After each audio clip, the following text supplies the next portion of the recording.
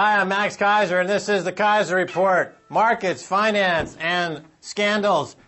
Jerome Kerviel, he was sentenced to some jail time recently. My point is, why bother with the low-level street derivatives dealers?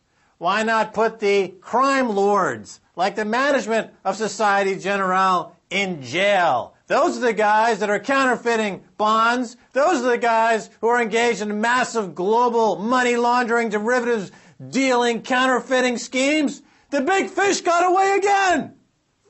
Shocking. Well, speaking of influence, centers of influence, New York City, Wall Street, the devil's den, home of the devil's currency. The New York Federal Reserve Bank and the U.S. dollar is seeing today a visitor, Stacy Herbert. Welcome to the Keiser Report, Stacy Herbert. Max Keiser, I'm here in New York. You can hear the noise behind me. I'm actually out here in the skyline of New York. So those noises you hear, and you'll hear the train every once in a while, this is the real thing. You mentioned Wall Street, and that's my first headline here, Max. Wall Street sees world economy decoupling from U.S.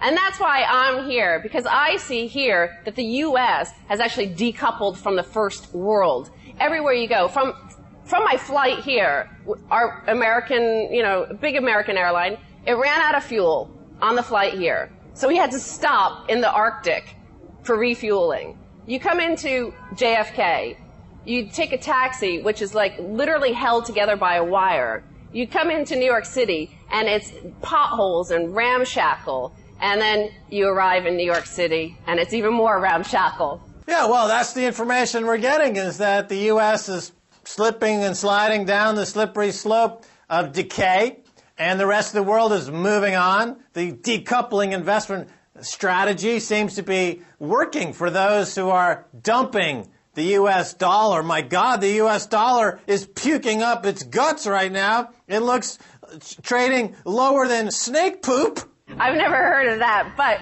speaking of decoupling, there's this headline: super rich investors buy gold by ton.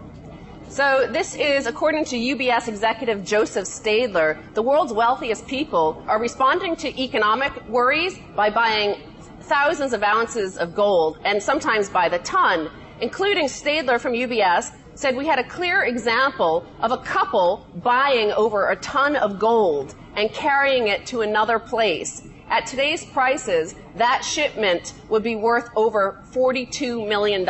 Well, dear, I didn't want to say anything, but when you come back, I have a ton of gold waiting for you. It's only about this big, actually, a ton of gold. It's about 17 square cubic inches. Remarkably, it fits right, actually, next to the refrigerator, nicely. And, you talked about Jerome Kerviel. And I was here in New York in my hotel room last night, and the news was talking about this longshoremen were involved in this cocaine deal, but they also were involved in a pump and dump scheme, and where they defrauded investors of about $3 million. And using Facebook and Twitter and things like this, pumping penny shares. So $3 million. And the news program were like, the hosts were saying that the Attorney General is shocked at this, and they think if these longshoremen could be so immoral, it's a danger to our national security that they are so corruptible. For $3 million, Max. Well, it's about time the longshoremen figured out how to make really serious money instead of shaking down candy stores and rigging government contracts. Here's a way to make some real money. Join Citigroup, JP Morgan, Goldman Sachs, manipulate the markets. Do your pumping and dumping on the New York Stock Exchange and the over-the-counter exchange. I'm sure the Longshoremen's Union will get involved in high-frequency trading soon, which is just siphoning cash from the exchange and pocketing that wealth and calling it making a market. The exact same defense that Bernie Madoff used is the exact same defense that Lloyd Blankfein uses over there at Goldman Sachs to defend his pilfering, his wholesale larceny. Well, even the news, condemning these longshoremen for the $3 million theft or fraud. I look at the front page of the Wall Street Journal today. Central banks open spigot.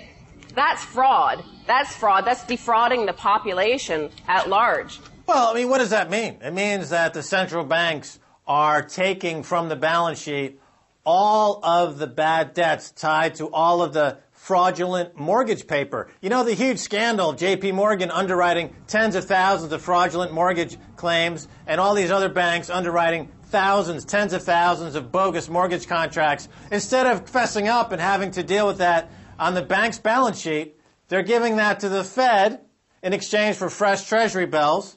Then the Fed goes to Congress, they put a gun to the American people's head and say, here's some nice austerity measures to go pay for J.P. Morgan's Christmas bonus. It makes the longshoremen, it's perfect that, the longshoremen union is finally getting involved in the scams of Wall Street because they have a unique skill set in racketeering, leg breaking. I don't know if you saw the story, but one of J.P. Morgan's debt collectors showed up at a woman's house, snuck in through the window, and basically she had to call 911. No. Yeah. Oh my God. Well, but speaking of these guys, hopefully they won't be coming for me because when I bought my plane ticket, I had to give a U.S. address, and I gave my mother's address. And by the time I arrived at my mother's house, there was a pre-approved credit card waiting for me. Of course, they want everyone to get into deeper debt. That's the business model of America. Casino gulag. Obama is the warden of a casino gulag.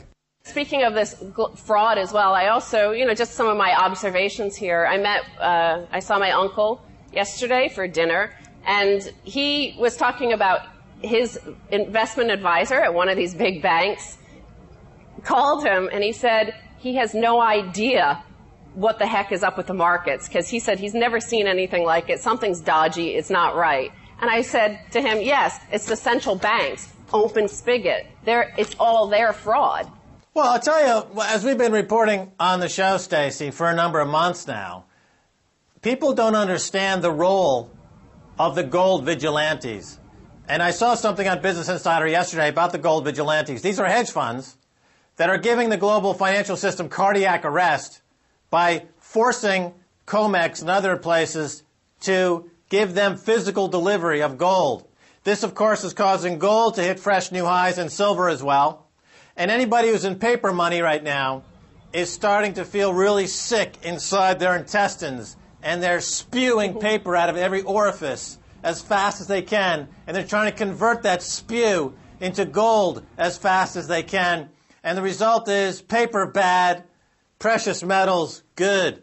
The other observation here, so we're approaching these midterm elections, and there are nonstop political ads going on. And basically every ad runs as such. My opponent is a fraud, a scumbag, and a liar. But none of the ads are talking about the war, the deficit for real. They use the phrase big government, but nobody's talking about any of the real things. They're not talking about the dollar. They're not talking about gold being up into the 1300s, heading towards 1400.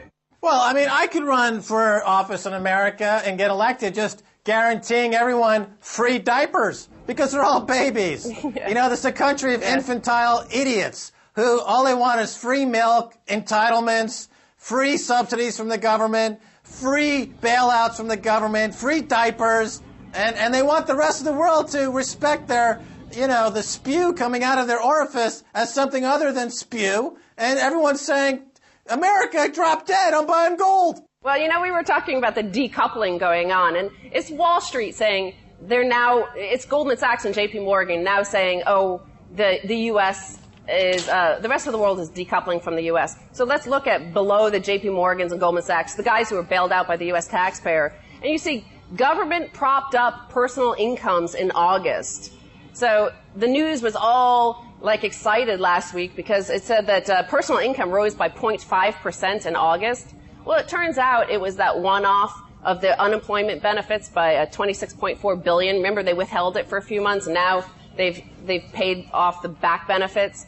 And now the government share of personal income has crept further into record territory at just over 30%. Right. So the government is becoming akin to what we saw in Soviet-era Russia, where the government is basically the biggest employer. The economics are command and control by a central committee, the Federal Reserve Bank. The export is military weaponry. There's no more innovation. There's no more entrepreneurialism. It's just a state-run government and a bunch of fat slobs in America looking for a free handout. Either they're welfare bums on Wall Street like Lloyd Blankfein and Jamie Dimon, or they're warfare bums in the Pentagon looking for Obama to drop a bomb somewhere. Max, I mean, speaking of the sort of Soviet-style Baghdad Bob sort of thing, this notion that there's a war on terror, I have to tell you, walking around New York City the day of the guy being found guilty, the Times Square attempted bomber, getting life, well, there are garbage cans everywhere. When I went to Penn Station, hundreds of people standing in front of the departure board, and there's a giant garbage can right in the middle of them, metallic, you can't see through it. And who knows, like, it doesn't seem to me like they're taking it seriously, like that is a genuine attempt to mitigate the possible situation of a terrorist bombing. Look, these people who are now work for the government, and there's 17 intelligence agents, they're hiring all these government employees. Every time they want overtime, they hit the panic button, and the taxpayers got to fork out more overtime. The terror threat exists at 85 Broad Street. That's where Goldman Sachs is. Is anyone shutting them down? No. So don't come crying to me about your imagined terrorist threats. Nobody, you don't understand, Stacy Herbert. There's no reason for the terrorists to hit America after 9/11 because after 9/11, it's finished. There's nothing left to destroy. They destroyed themselves. Who cares anymore? They're done. Who cares? Who would waste their time attacking a dead person? They're dead. Who cares? And one final story here, Max. And speaking of all these bankers, there's the Buttonwood Gathering in New York, 26th of October. Maybe I'll come back for that. All these honchos, head honchos, central bankers, everybody's going to be there. And on 5 p.m. on the second day at the town hall, they have a gathering about reinventing global finance. And just so you see what they're thinking, they're to discuss the impact the negative media attention has had on the financial industry. Yeah, I remember back in the 18th century, the British were concerned about the negative press from the colonials down in the 13 colonies of America. What should we do about all this negative press that the colonies are giving us, the British Empire? You know, the people in America have got to revolt now, or forget the whole experiment that was America. You gave back your Declaration of Independence. You gave back your Constitution. You gave back your freedoms for what? Free donuts? Actually, I had some this morning. What else are you doing? What are you doing for fun? Did you go to a Broadway show? No, I went out with the guys from Joe Wiesenthal from Business Insider, with the analyst, his friend, his analyst. Is proctologist? I'm not sure. You're going to have to ask Mr. Wiesenthal. You went out with Joe Wiesenthal's proctologist. Boy, that sounds like a fun time. Where can I book my flight to New York? Okay, Stacy Herbert, thanks again for being on the Keiser Report. Thank you, Max. I'll see you soon. All right, that does it for this half of the show. When we come back, more about Joe Wiesenthal's proctologist and a special guest, so don't go away.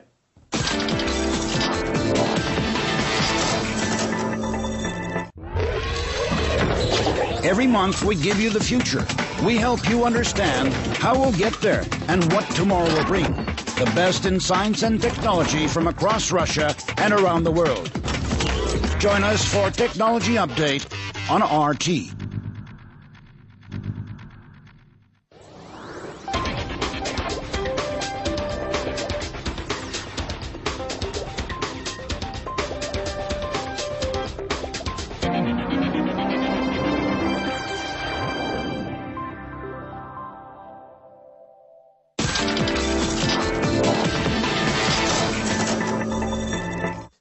Welcome back to the Keiser Report. Well, we're going to stay in New York City. We're going to talk with Barry Ritholtz. He's an author, blogger, analyst. Barry's the author of Bailout Nation, and his big picture blog can be found at ritholtz.com. Barry, welcome to the Keiser Report. Thanks for having me, Max. All right, you wrote something on your blog, very interesting. You said it's no longer about right versus left. It's about, really, it sounds to me like class war. Talk a little bit about that and some of the recent things you've been writing about. You know, in the United States, we have a two-party system, and the basic political spectrum and the argument about everything from health care to financial regulatory reform to foreclosures is this left-right debate. But when you look at how the two parties have both sucked up to big corporate interests, you realize it's sort of Tweedledum and Tweedledee. There's not a huge difference, especially when we look at how much money is sloshing around the Senate and the House of Representatives from big corporate donors. The left-right dichotomy might have been more relevant 50 or 100 years ago. Now it's pretty much you on one side and big banks, big oil, big corporations on another. And remember, I say that with my day job managing assets and trying to decide which of these companies to own for our clients. Right. So talk a little bit about, you've noticed actually, if you look at Congress, the way people sit in Congress as indicative of the way that this is being played out. And as you point out, Barry, you're a money manager. You're picking stocks and assets to manage for your clients. And, of course, the objective is to maximize return on investment. But recently, what I'm hearing from you and from other folks out there is that the politics is starting to get a little bit too ugly, and it's hard to ignore. I mean, you've got a fiduciary responsibility to maximize profits, but you've also, at some point, got a responsibility as a citizen. How do you juggle the two, the twin mandate, if you will? The fiduciary obligation is to identify risk and reward. It's not just about maximizing profit. It's how much return can you get for a certain amount of risk. You could really hit a home run by taking the deed to your house to Vegas and putting it on red and spinning the wheel, and if it comes up red, hey, you've doubled their asset, but the risk, the downside is if it doesn't. So we're not just looking to maximize profit, we're looking to get a very good risk-adjusted return. A couple of years ago, when it was readily clear to us that housing had become wildly extended, that the financialization of the American economy had reached levels that were totally unsustainable, we moved away from anything involving investment houses, banks, home builders, mortgage underwriters. We thought the sector was really setting up to be a disaster, which is when we started writing about what a backwards economy the U.S. was having. Instead of having job creation lead to consumer spending and home purchases, it was the opposite. Low rates caused home prices, amongst other factors, to go through the roof, and people were living off of that. So that's a case where we looked at these stocks, and that included names like AIG and Lehman and Fannie Brothers, which we very publicly shorted, and said, stay away from these. The flip side of that is, when a certain stock becomes cheap enough, and it shows up in our screens and it shows up in our system, we turn around and we end up owning companies we may not necessarily like. And a good example of that is Citigroup. When it's in the low threes, $3 and change, it's cheap enough, it's attractive enough, and we know that the federal government is not going to let them go out of business.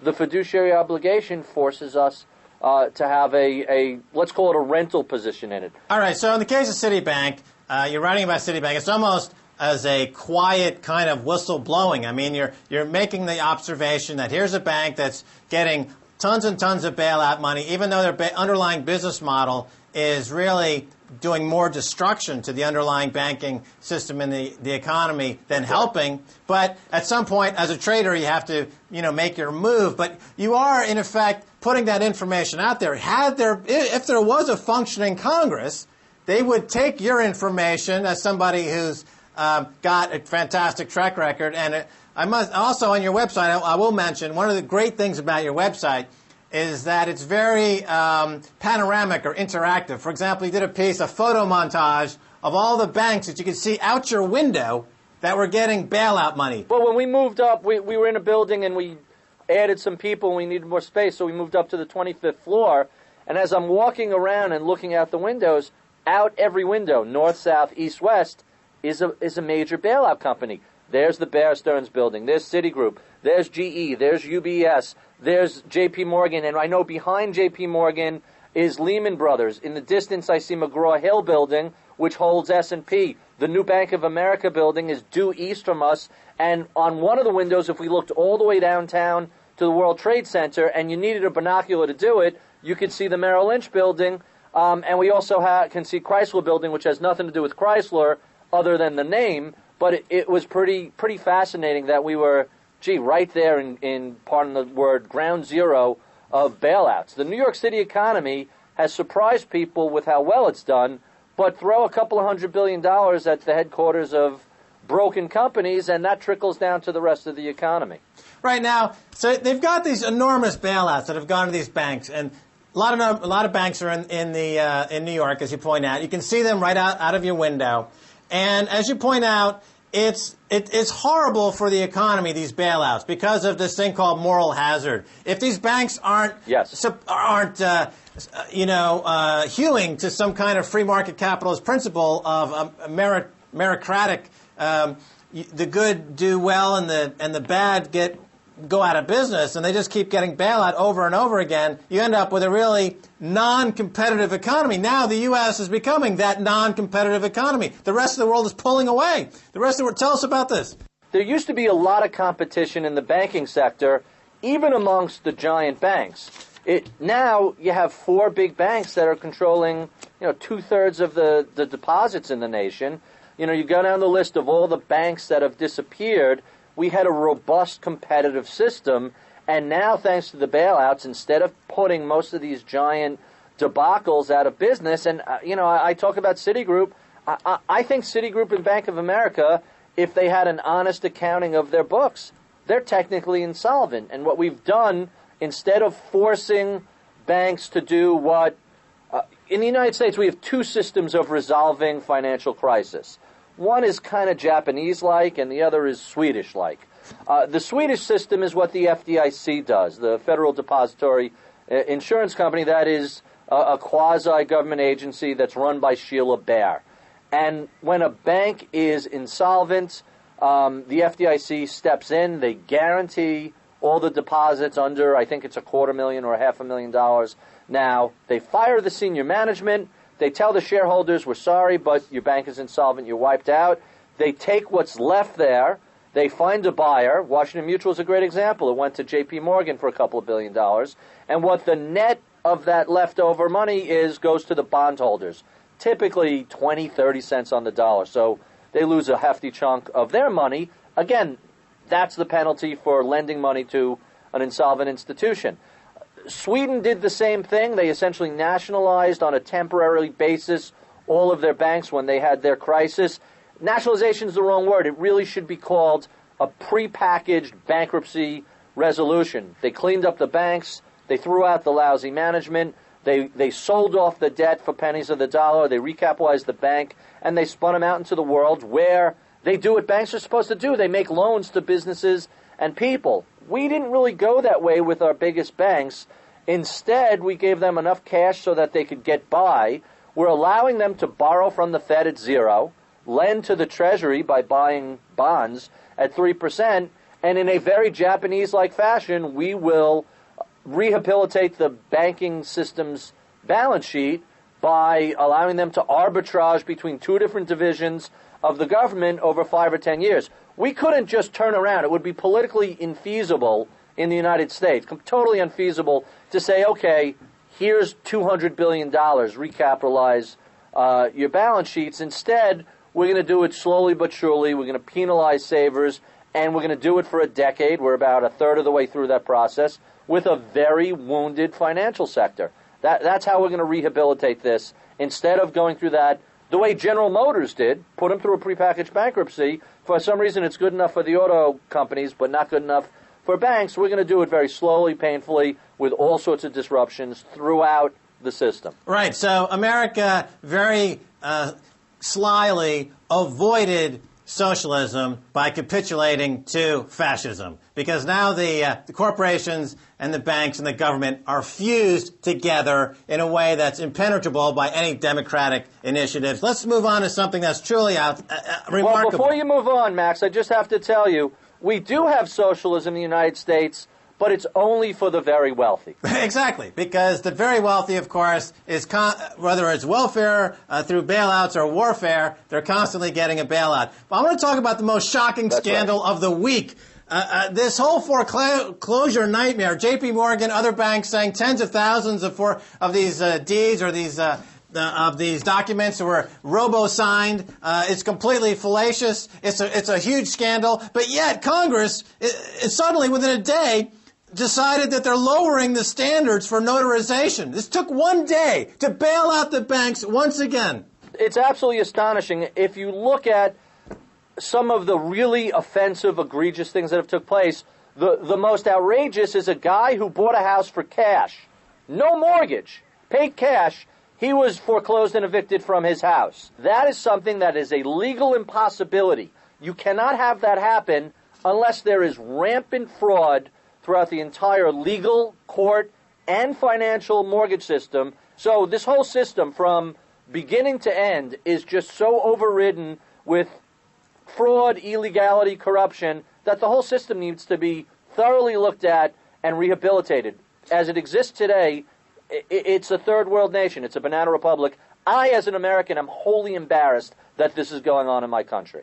I wanted to get into the fact that the rest of the world sees all this criminality masquerading as a business in America and has decided to dump U.S. dollars, and this will probably permanently screw the U.S. economy for 50 years' time, but we're going to have to discuss that on another time. So thanks again for being on the Keiser Report. Thanks for having me.